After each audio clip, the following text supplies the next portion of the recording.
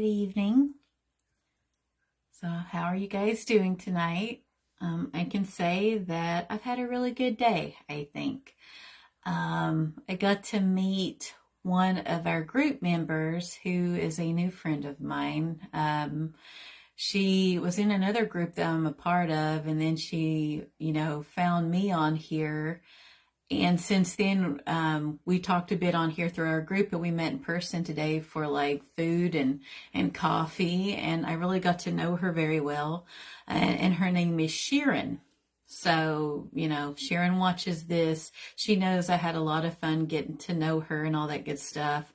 We both ended up doing the Celtic cross on each other. And she really brought my attention to a really outstanding oracle deck. It's pretty brutal. It's probably the best oracle deck that I have come across in a really long time, because we both had some really impactful readings that we did for each other. That does require a lot of like soul, searching and shadow work.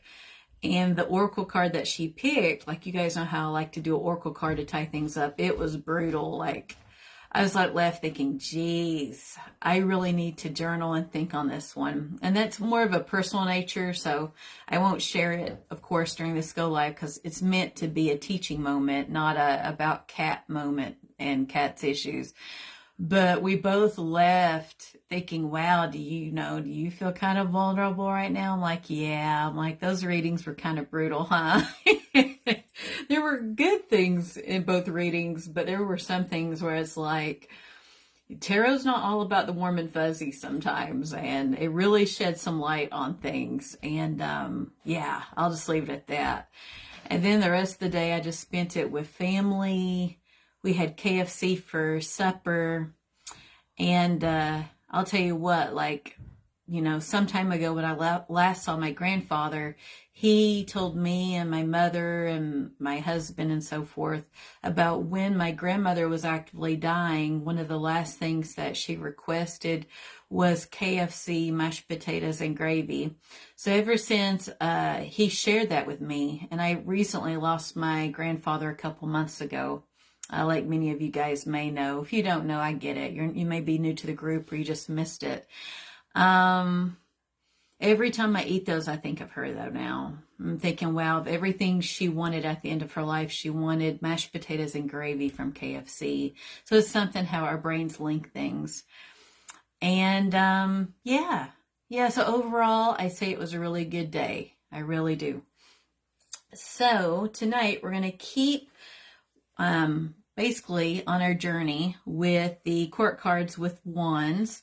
And like last night, we talked about the page of wands. So basically, in brief summation, pages are the messengers in tarot, very green and experienced. They are not making that forward movement like the one we're about to cover tonight. They're very introspective. They basically have an idea that they have in their minds, but they don't have a plan, the experience, and or knowledge to execute it, right? So tonight, we're going to go into the Knight of Wands. So in sharp contrast to our page, this figure, his horse is on its hind legs, which stands for just being very restless. So again, with wands, we're talking about that fiery energy, where we're going from, say, the page, which is where we have that initial spark, okay, to now we've got a bigger flame that is way harder to contain with all that energy.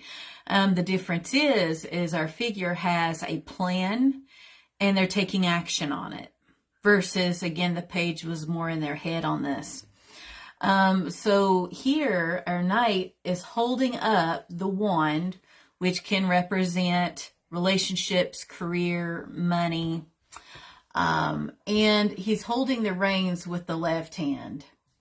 So it just depends. Like the card I pulled for our group today, the figure was holding the wand in the opposite hand. So the figure from this morning from the Runic Tarot was holding the wand in the left hand, which I actually like that, Because, or actually, no, I like it the other way because we basically take our energy, which when I'm talking energy, it's kind of a harder thing to describe to people, but it goes from, say, the left, and since most people are predominantly right-handed, it manifests through the right. So with here, he's holding his reins, which are attached to the horse, okay, which is his intention, which is to move forward and execute this plan that he or she now has. And then the right is the manifest. So it's like manifesting what they've come up with for that plan. Hi, Mom. I see you're on here. Good evening. And so we have a lot of predominant orange and red colors. So if you notice, here, let me take my little jacket off here. I'm starting to warm up now. So if we look at the helmet and the details to, say, the knight's uniform, the feathery plume that's on top of his helmet, we're seeing colors of red and orange. We also, and this was done intentionally because look at the mane of the horse. It looks like fire, okay? In addition to right here, we're seeing flames. So again, this really shows somebody who's literally on fire. Fire is hard to be contained. So this person has that very enthusiastic, passionate, excited momentum, very much so. Now with, like, so they're prepared for this, essentially this journey. They have their tunic, but they've also got armor on too, because there will be obstacles. Like with most, if not all things, there will be obstacles.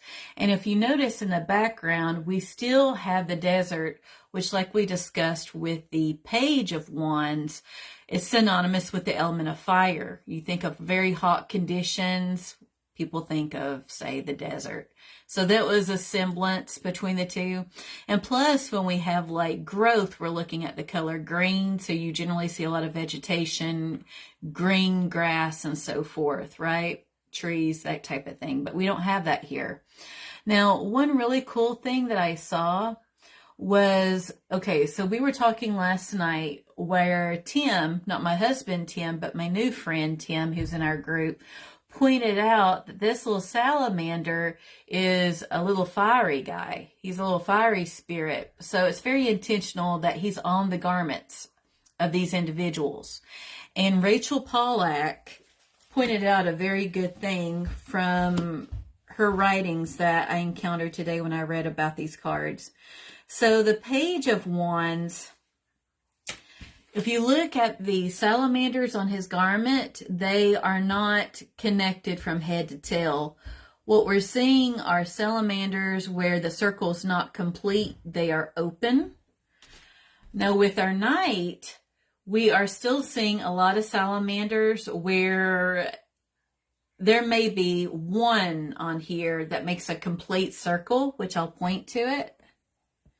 The rest of them are just about to the mouth, or it's an incomplete circle. And then in contrast to these two, which again, we'll get to him on another night, the King of Wands, if you notice on his cape, those little salamanders all have complete circles. And Rachel Pollack, she noticed that. She wrote about that in the book that I use as a reference, meaning by the time that we get to that king energy, the fire has found, if you will, for lack of a better word, that balance. There's a completion to it. Versus here with our Page, it was very inexperienced energy. That's our initial spark. And then we've moved up a notch to our Knight energy, where there's still a lot of those little salamanders open to where it's not head to tail, like our King, where they form a complete circle on his cape. Hi, Tim. Good evening. So I thought that was cool how Rachel had pointed that out. And again, so with the orange, we've pointed that out too on our Go Lives with the wands. That's a very commonly used color with wands because it is synonymous with that enthusiasm, excitement. When we think of orange, when we see the orange color. With red, we think of different things such as victory, valor, anger, passion, love. So think of all the similarities that you associate with these colors. And so this is, again, somebody very passionate, enthusiastic. Such an individual can actually be quite charming as well. People are generally drawn to their charisma and their gumption. So this is like the go-getter, okay? And then there is complete visibility, like there's nothing obscuring our night's view. So there's no clouds in the sky, which are synonymous with they just can't see where they're going as well. So again, think of fog, a heavy sheet of fog, and how you really don't drive too fast at all because you really have decreased sight. You really can't see where you're going. So I thought that was a cool thing with this. And again, this is somebody very confident, enthusiastic, and they're going for it, you know? So like with love, this could be somebody, if they meet somebody, they're going to go ahead and approach this person. They've stewed on it as a page, and as a knight, they are acting on that passion and excitement, you know, that they feel. If it's a long-term, say, romantic relationship, it could be spicing up the relationship by doing something spontaneous, like a lot of couples will put it, is keeping the fire in a marriage. Well, see, you see the similarities. With friendship, it could be approaching that person where you hit it off with them, but you're not sure if you'll have that same chemistry again, or you don't know if they'll return that, and you say you're really in your head about it, and here they make that forward momentum. They're going to do it, approach the person, and see if there's a friendship there or not. With career, this is taking on, say, maybe a new job. It's taking action, a new project, and being very excited and motivated to do so. You know, the way our knight is holding that wand completely upright, they are very much in the know. They know what they want to accomplish and where they want to go. They're not feebly holding it. So think of a weak handshake and the impression that does give in our society. This would not be the same as a weak handshake. This is a strong, good little grip, nice firm shake. That's what we have here. Okay, this guy or girl, they know where they're going, okay? With finances, this is taking action as far as they're going to spend their money. They're going to either invest it in something, purchase something. It's something, again, it's got them very excited, and they've decided to do it and go for it. Let me think here. I'm going to look at my sheet and make sure I covered everything I wanted to with the upright meanings before I go into, say, the reversals. So let's see here. So I'd mentioned how the decorative tassels are flames and their significance, how the horse is rearing up in the picture because it's hard for this figure to contain himself due to that fiery energy. And I talked about the significance of those fiery salamanders for the page, knight, and king, as per Rachel Pollack. And again, how the king is the only one where the tail meets the mouth, making a full circle, showing completion. And then it shows how the most of the knights are open, meaning much to experience before settling down, you know. And then I brought up how the horse is predominantly got mostly orange horse with that red as well, with these fiery flames on the horse, on the mane, and on our knight. Again, a lot of fiery energy. So with meanings, we're looking at the following descriptors. So we're seeing seeks adventures. Again, think of an outlet for fiery energy.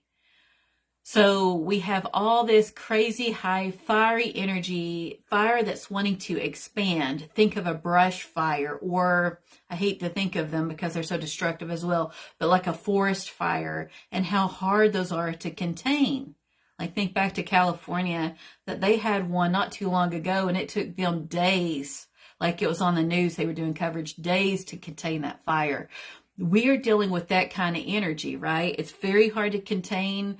And again, it is like focusing. There has to be an outlet for that fiery energy. Somewhere it needs to go, right? I see that I have Seraphine and Christian. Good evening, guys. Thank you for joining us. Let's see here. So we're looking, and just so you know, guys, now I'm going over the descriptors I wrote down for this card. So we're looking at daring, energetic, confident, can be a card of travel. It can mean that. Creative, dynamic, and patient. This is somebody with a temper. They don't have the patience. They don't want to be slowed down. They are in a hurry. Courageous.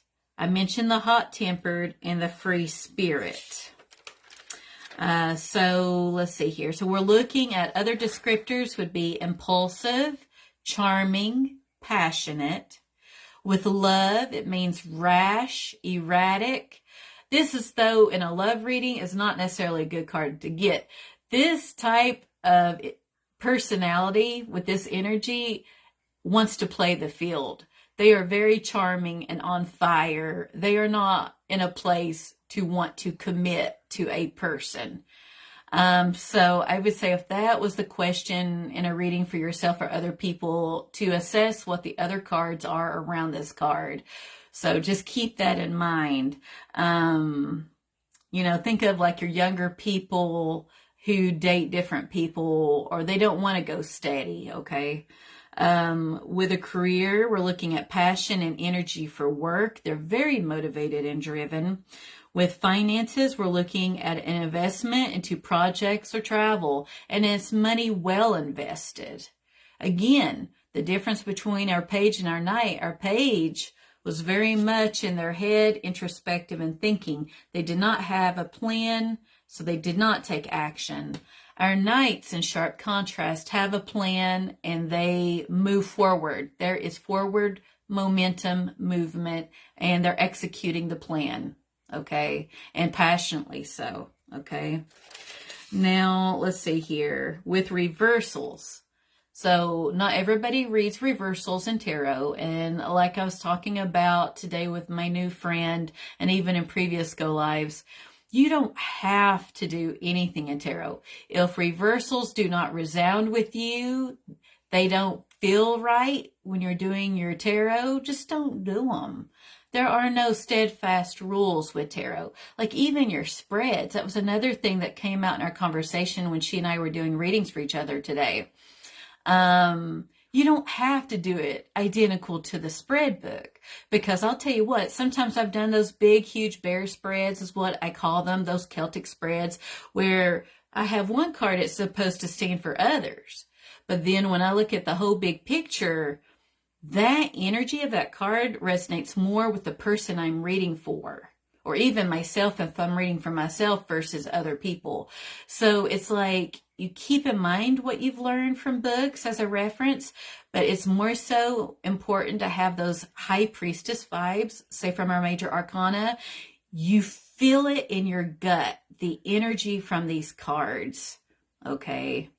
Like one quick example I'll give you is I did a reading this weekend for a young lady in her 20s who is in a new relationship with someone, very excited for, and I could tell it. The first card I turned over for a 3-card reading for her was the 2 of Cups. Okay, cool. I see this is a new relationship. The second card, I got the Devil, okay, meaning feeling bound. But okay. I turned a 3rd card over. I got the High Priestess. I am not making this up. It's in my core, like in my abdomen. I felt it tighten up. Internally, I felt uncomfortable. I told her, there is something about this guy you do not know. I'm like, I can detect by interacting with you and your energy and looking at the cards, because I have my clients shuffle the cards, their energy's on them. You have this really profound energy with this guy. There's something you don't know. And she was so cute. She's like, no, my intuition's 100% right. This is what these cards mean to me. And I'm like, well, we'll agree to disagree on it. So I'm telling you what I see and feel when I look at these 3 cards about your relationship with this person. And then you intuitively see what you see. And I'm not dismissing that. I'm like, there's value in that. So I tell people to take what resounds with you and just leave the rest. And she was so sweet. But because she and I saw these cards differently, we pulled a 4th card for a clarifying card. I got the World, which is the end of a major arcana journey. Again, I'm like, I don't see this relationship, say, when it's starting out, say, the full energy, like at the beginning of a journey. I see this thing like ending. She's like, that's not what I see. And I'm like, okay, that's cool. And then I finished off my reading. So that's how you're going to have to do readings. If you're even thinking of dipping your toes into reading for others, just know it's okay if they don't agree with you. But at the same time, you're not going to back away from your gut intuition, your knowledge of the cards and what you see, because that's what you're being paid to do. You're being paid to deliver that in a confident manner based on your perception and understanding and knowledge and experience. If whoever you're reading for sees something different, there is value to that. But that doesn't mean that you would allow that to break away at your own self-confidence and backtrack and doubt yourself. You hold fast again to your intuition. That's what the High Priestess tells us. And the Magician from the Major Arcana tells us that we have the knowledge. We have the skill sets. So we have, the Hierophant who tells us the rules, right? The Magician who says that we have the tools to succeed. So as we move along your tarot journey and you gain that confidence and you go into reading for others, you hold your head up high and you deliver that reading however it resounds with you. And that's my little soapbox on reading for others.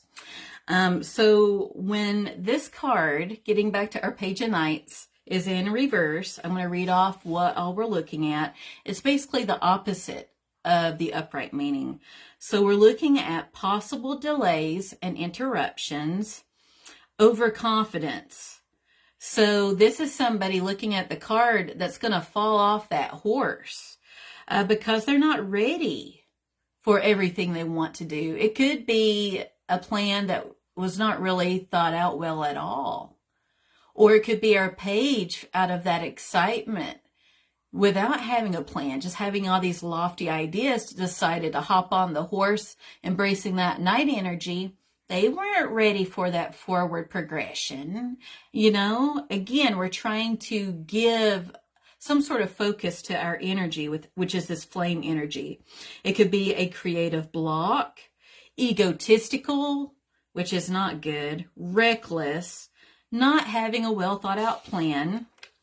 We're looking at, let's see here. I had mentioned the delays, so it's frustrating. And with love and career, they lack direction. And we're also looking at unreliable work. Their heart's not in it. They're in a funk. The passion and excitement are not there when it's in reversed. With finances, we're looking at wasting money, financial loss. So when it's upright, it's a sound investment. Okay, one that's very exciting. But when it's in reverse, it's not. Okay. So really, that kind of like sums up the energy of this card. And now we're going to delve into the other ones. Now, I did go over some of the symbols that are in this card. So I would encourage you guys to replay at least the beginning so you catch that. I just don't want to be too redundant with what I say, because as I teach, I am purposely a little redundant because you retain info the worse that somebody repeats it. So I actually pulled out for some of these cards the previous evening, so that was last night's cards, to show the progression, okay?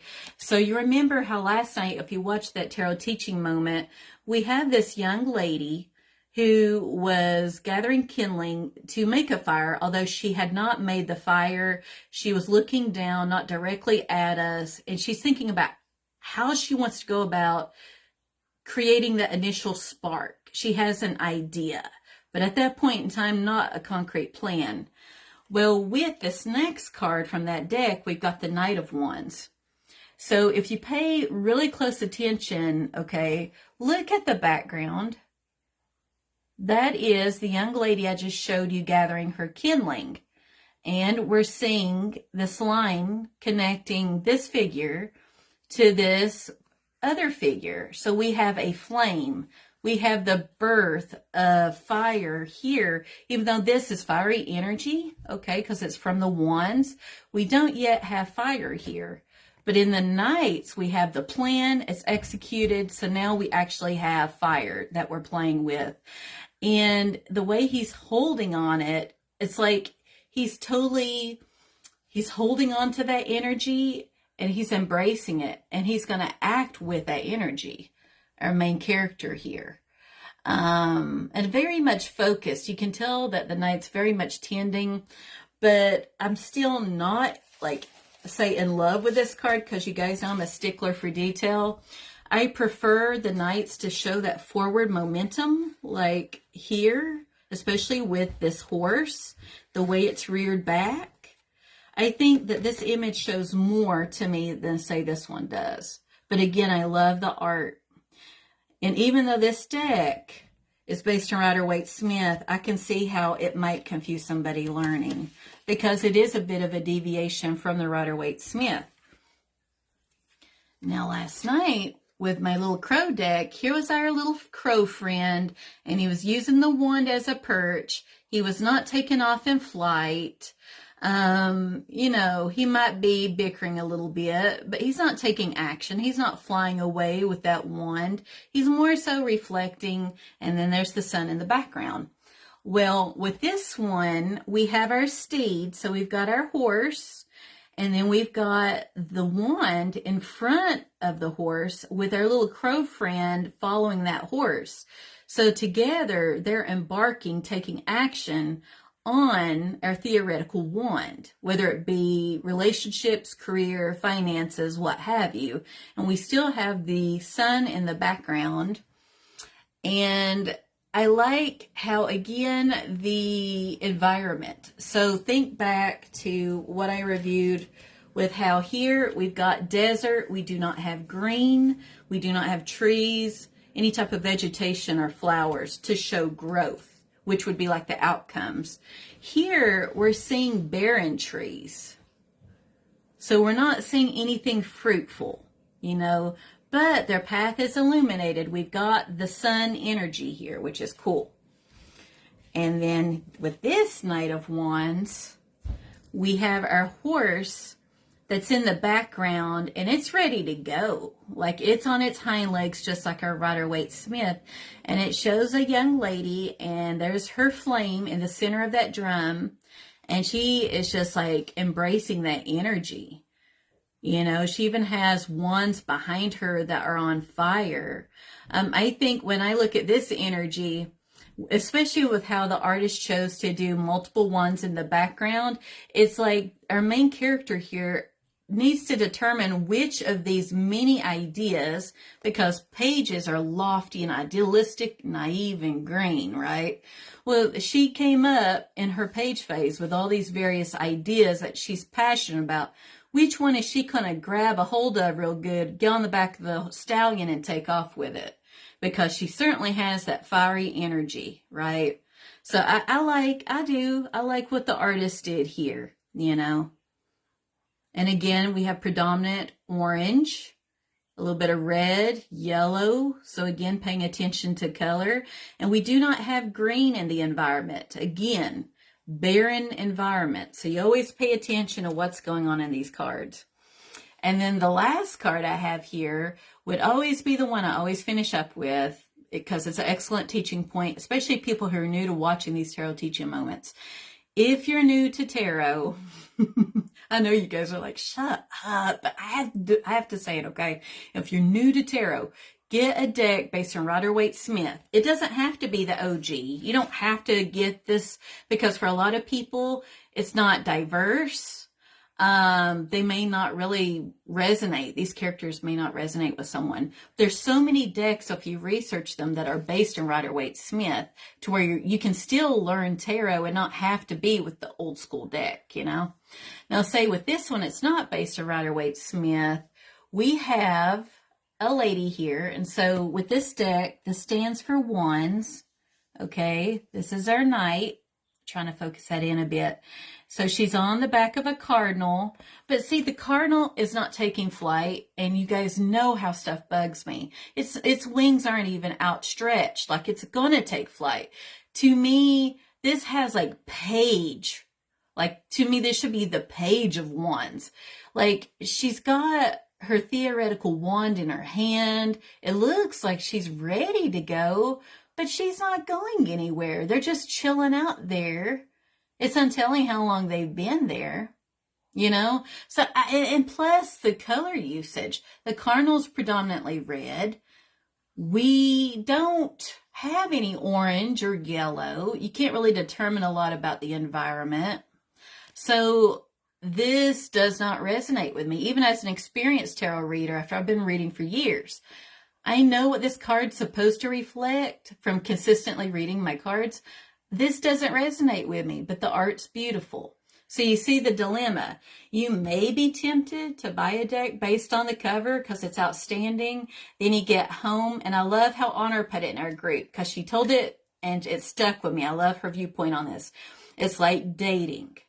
You see somebody, whether, you know, whoever it may be, and they look good on the outside, and then you give them the time of day and go out with them, and they've got the ugliest personality, and then they're not so attractive anymore. It's really important to Google the name of your deck, determine, is it based on Rider-Waite-Smith or not, and it should tell you in the description.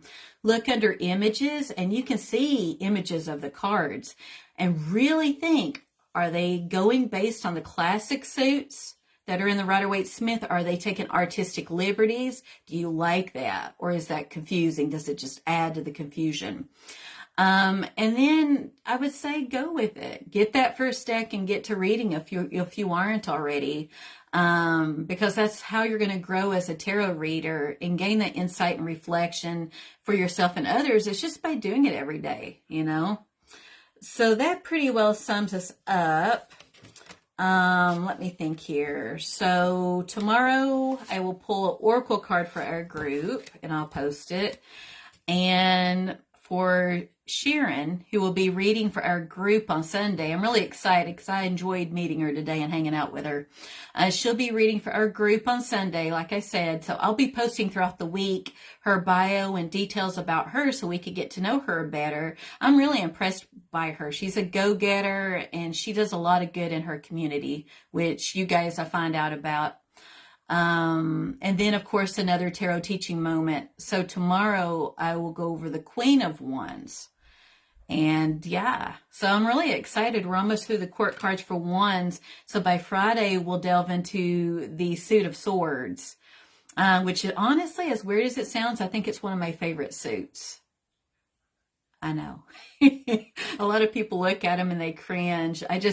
With all these cards, they offer medicine. There's no bad card in tarot. They all have a medicine to offer that we can grow from. So feel free to leave me any comments with questions, because it's better to ask the question and know versus not know. And yeah, I think that sums us up for tonight. So thanks again for joining me. I'm very grateful for your presence and time, and I will see you tomorrow.